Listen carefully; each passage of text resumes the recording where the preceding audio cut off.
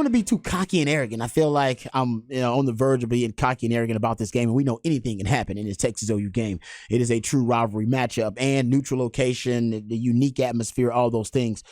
So what I'm doing now, the closer we get to game time, I'm trying to kind of reverse engineer a lot of my predictions and prognostications and figure out if Oklahoma can pull off the upset. How does it look? If Oklahoma pulls off the upset, how does it look? And I think everybody is pretty much, and even Tyler is pretty much on the same page that if Oklahoma's going to pull off the upset, then Dillon Gabriel's going to have a hell of a day.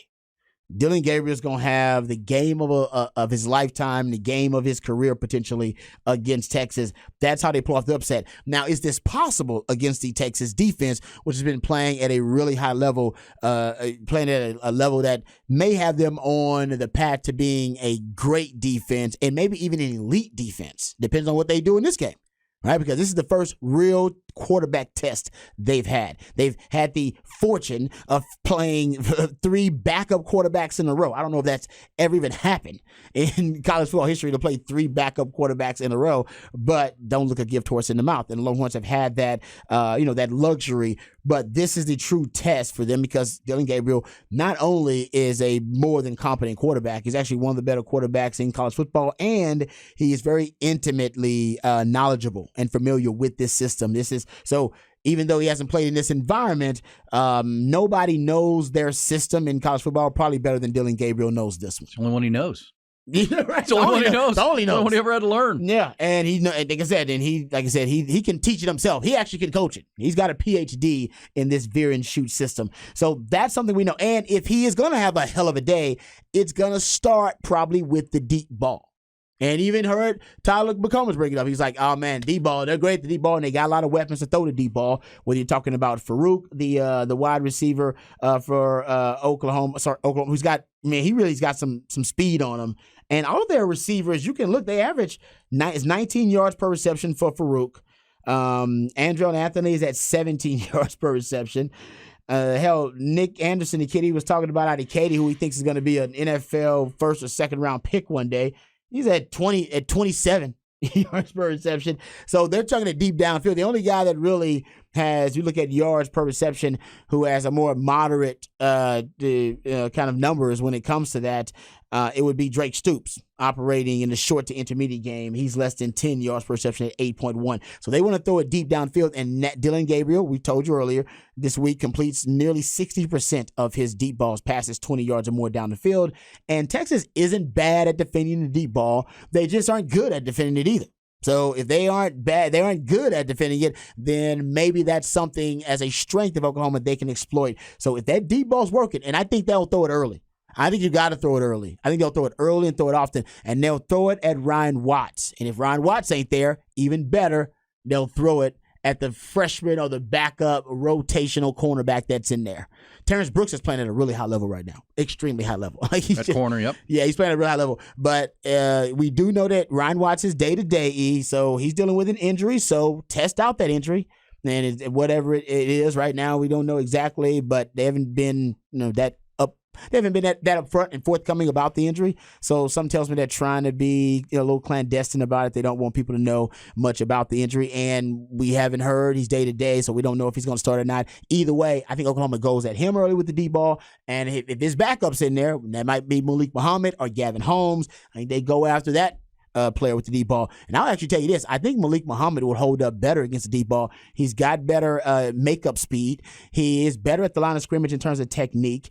He is a better ball hawk than Ryan Watts. I think he's got a higher upside than Ryan Watts, but he's less experienced. And experience in this game, as we've talked about, it matters a lot. So I think they'll test Texas with the deep ball early enough. It might be the first play.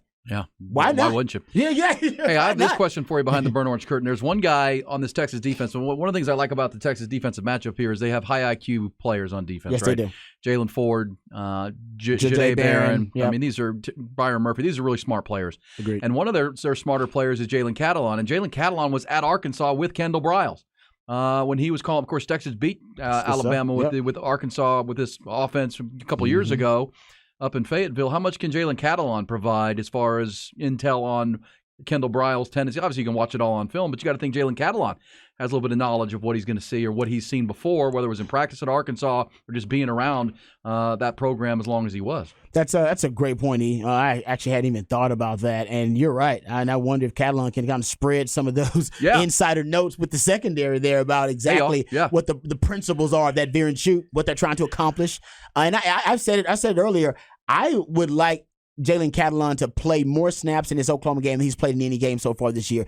The coaches want to admit he's on a pitch count, but you and I think everybody watching believes he's on a pitch count. They want him to be able to be durable the entire season, and I think they're going to break him out for big games, and this may be one of the last big games for Texas. Yep. I think you see him a lot in this game, not just because he's a veteran player, but I think what he just mentioned is put the nail on the head. He actually has probably more experience within this, at least with familiarity with this offense than a lot of guys on the team. But also, I think it does fit schematically. We know that the veer and shoot offense wants safeties to be in no man's land. They do this with the formational stress they put on a defense because of the wide splits of the wide receivers. They force those safeties to defend, all right, with wider alignments. And then they throw the deep ball, so they're going to stress you vertically, not only formationally, stress you horizontally. They're going to stress you vertically down the field with the deep ball and further back those safeties up just a couple of steps. And then you look up in the middle of the second quarter and your safeties are in no man's land. They're wide as hell and then they're deep as hell. And turns out you have to play with a really light box. And if you can't hold up against the run that light box, that's probably 6 guys in the box. Then that's how Oklahoma has an advantage in the run game. Now, they're not great in the run game, but that's a way for them to at least add some balance to the offense. For Texas, a light box will still actually, in my opinion, be advantageous to Texas because Jaylen Ford, Tavondre Sweat, Byron Murphy, you probably got one of the better light boxes in all of college football because you got really stout defenders there. But Jaylen Catalon, we've all watched him diagnose from a distance, from 12 to 13 yard, diagnose a run and still be able to contribute in run support from distance, from deep. And I think you need your safeties deep just to deter the deep ball, to put the umbrella on the defense, but still want a safety that can run the alley and really come down and run support. And I've seen Jaylen Catalon do it multiple times, and he does it with the thunder. He brings the damage. Yes, he does. So I think in this game, that's exactly what you need. You need a safety to be able to diagnose, okay, no, it's a run play, it's a pass. If it's a pass, hey, I got to get depth. If it's not a pass, I got to get down and run support, and he's your best defender at doing that. He has precise angles. I call him the alley cat, Alley Catalon. Shout out to my man, Justin Wells. But I think that you need Alley Catalon in this game, no doubt. Well, and good point on the pitch count. But you know what? If they did put him on a pitch count and want to save him, he's healthy for this game, and that's an important thing, right? He's healthy in this game against an offense he's very familiar with. Jahdae Barron, you just feel really good about Jaylen Ford, Catalon, and Barron. It's kind of the brains of your defense, right? Getting people in the right places, communicating, and then the line of scrimmage. Just you got to set your edges against this team because they run a lot of that their run game is either up the middle or they go wide with it, right? They come down the line with that RPO game. So you got to edge set it, but also you got to have guys that can come up and hit the alley and support from the back end like that a lot.